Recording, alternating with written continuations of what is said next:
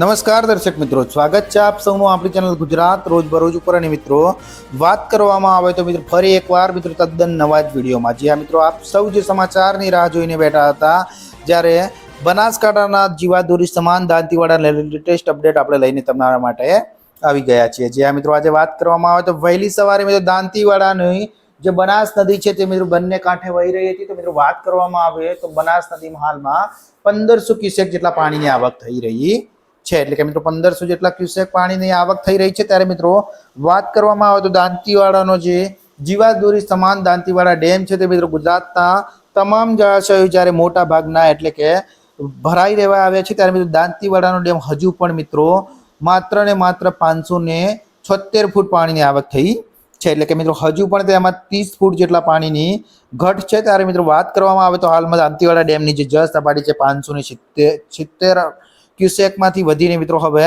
576 cusec થઈ છે.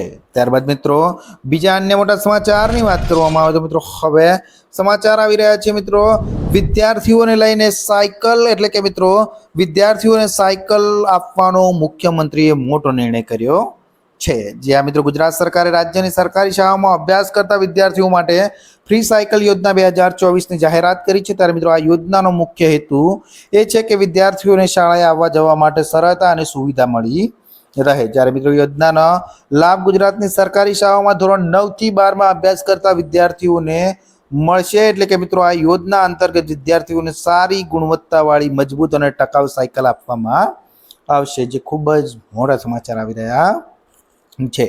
ત્યારબાદ મિત્રો અન્ય મોટા સમાચારની વાત કરવામાં આવે તો મિત્રો હવે અંબાલાલ પટેલની વરસાદને લઈને પાછી મોટી આગાહી. એટલે કે મિત્રો પાછા ધાબળા પોટલા બાંધી લેજો, અંબાલાલની ઘાતક આગાહી. જી હા મિત્રો, હવામાન નિષ્ણાંત અંબાલાલ પટેલે ફરી એકવાર મિત્રો ઘાતક આગાહી કરી છે. જેમાં મિત્રો ગુજરાતમાં સપ્ટેમ્બરમાં 3 થી 10 વચ્ચે વરસાદની સંભાવના છે. ત્યારે મિત્રો હવે સપ્ટેમ્બરમાં બીજા સપ્તાહમાં ગુજરાતના કેટલાક ભાગોમાં ભારેથી અતિભારે વરસાદ થઈ શકે છે. જોકે મિત્રો પૂર્વ ગુજરાતના ભાગોમાં પણ વરસાદ વરસી શકે છે.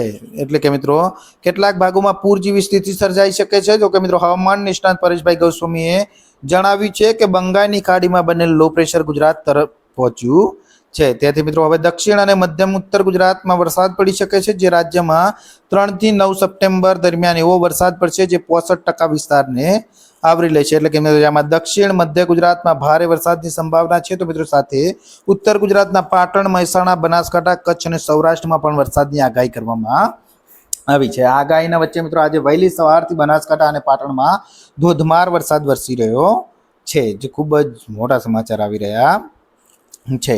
ત્યારબાદ મિત્રો અન્ય મોટા સમાચારની વાત કરવામાં આવે તો મિત્રો હવે લીલા દુષ્કાળ જાહેર કરીને ખેડૂતોને સહાય આપવાની માંગ ઉઠી છે. એટલે કે મિત્રો આ સમાચારની વિસ્તારમાં વાત કરવામાં આવે તો મિત્રો હાલમાં અત્યારે ગુજરાતના સૌરાષ્ટ્ર, કચ્છના વિસ્તારોમાં અને દક્ષિણ ગુજરાતના બધા જ ભાગોની અંદર ભારે વરસાદ વરસી રહ્યો છે. ત્યારે મિત્રો ખેડૂતોને પણ આ વરસાદથી મોટું નુકસાન થયું છે. જેને માટે મિત્રો હવે ખેડૂતોએ જે નુકસાન થયું છે તેને લઈને મિત્રો લીલો દુષ્કાળ જાહેર કરીને સર્વે કરીને મિત્રો જે વિસ્તારમાં વધુ પડતો વરસાદ પડ્યો છે તેને સહાય આપવાની માંગ ઉઠી છે. એટલે મિત્રો તેમનું કહેવું છે કે લીલો દુષ્કાળ જાહેર કરી અને જે પણ મિત્રોને નુકસાન થયું છે તેમને વળતર મળવું જોઈએ તેવી માંગ ઉઠી છે, જે ખૂબ જ મોટા સમાચાર આવી રહ્યા છે.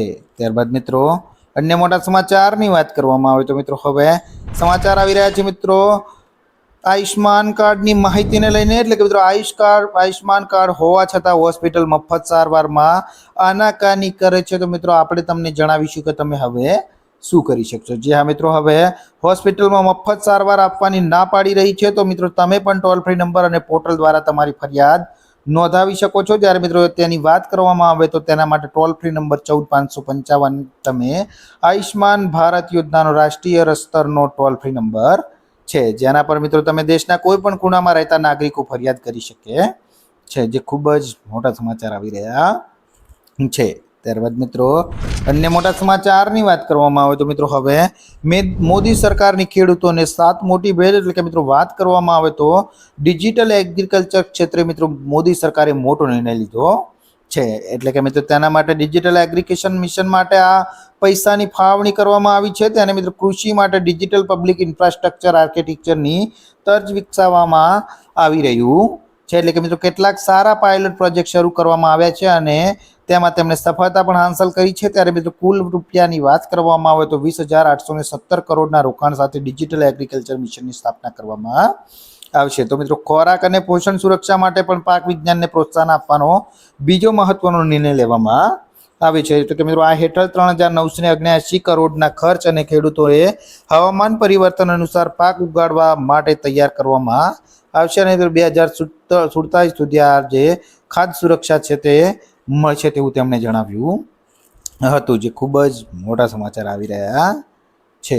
ત્યારબાદ મિત્રો અન્ય મોટા સમાચારની વાત કરવામાં આવે તો મિત્રો હવે જનધનમાં મળે છે 10,000 રૂપિયાની સહાય. એટલે કે મિત્રો જો તમે પણ પીએમ જનધન યોજનાને 10 વર્ષ પૂર્ણ થયા છે ત્યારે મિત્રો તમારે પણ તેનું ખાતું હોય તો 2014માં આ યોજનામાં પીએમ નરેન્દ્ર મોદીએ દેશને દરેક વર્ગને બેન્કિંગ સિસ્ટમ સાથે જોડવાના ઉદ્દેશ સાથે શરૂ કરી હતી. એટલે કે મિત્રો જેથી સરકારી યોજનાઓનો લાભ સીધા લોકો સુધી પહોંચે ત્યારે મિત્રો હવે પીએમ જનધન યોજના હેઠળ ખોલવામાં આવેલા ખાતું 0 બેલેન્સ ખાતું છે. એટલે કે મિત્રો તેમાં મિનિમમ બેલેન્સ રાખવાની કોઈ જરૂર નથી. પરંતુ મિત્રો શું તમે જાણો છો કે જનધન ખાતાની જેમ 0 બેલેન્સ વાળા અન્ય ખાતા પણ છે જે એસબીઆઈ સહિત ઘણી બેંકોમાં ખોલી શકાય છે અને મિત્રો તેમાંથી તમને 10,000 રૂપિયા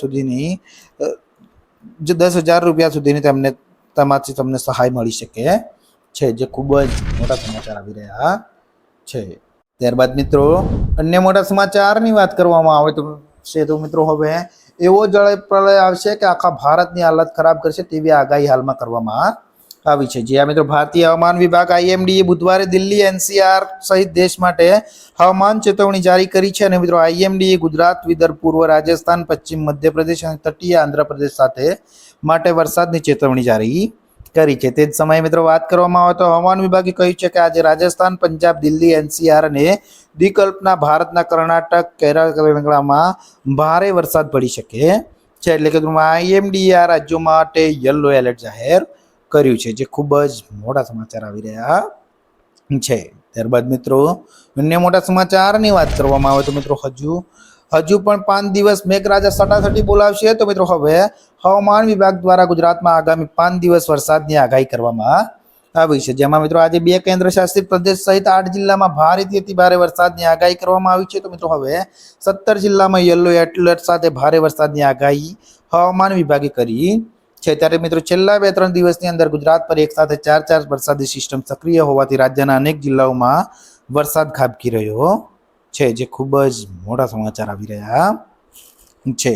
ત્યારબાદ મિત્રો અન્ય મોટા સમાચારની વાત કરવામાં આવે તો મિત્રો હવે ગુજરાતમાં આગામી 2 મહિનામાં યોજાઈ શકે છે સ્થાનિક સ્વરાજની ચૂંટણીઓ. એટલે કે મિત્રો ગુજરાતમાં 2 વર્ષની વિલંબમાં પડેલી સ્થાનિક સ્વરાજની સંસ્થાઓની ચૂંટણીનો માર્ગ મોકળો બન્યો છે. એટલે કે મિત્રો રાજ્યમાં શહેરી વિકાસ વિભાગે 27% ઓબીસી બેઠકોને અનુરૂપ વોર્ડ રચના અને અનામત બેઠકો અંગે નોટિફિકેશન જાહેર કર્યા છે. ત્યારે મિત્રો હવે પંચાયત વિભાગે ઓબીસી બેઠક અંગે નોટિફિકેશન ઇસ્યુ કર્યા છે. એટલે કે મિત્રો ચૂંટણી પંચની તૈયારીઓ શરૂ કરવામાં આવી છે. જ્યારે મિત્રો હવે જાહેરનામા પછી વાંધા સૂચનો માટે 1 મહિનાની પ્રક્રિયા ચાલશે. ત્યારબાદ મિત્રો રાજ્યમાં ચૂંટણી પંચ દ્વારા ચૂંટણી તારીખો જાહેર કરવામાં આવશે, જે ખૂબ જ મોટા સમાચાર આવી રહ્યા છે.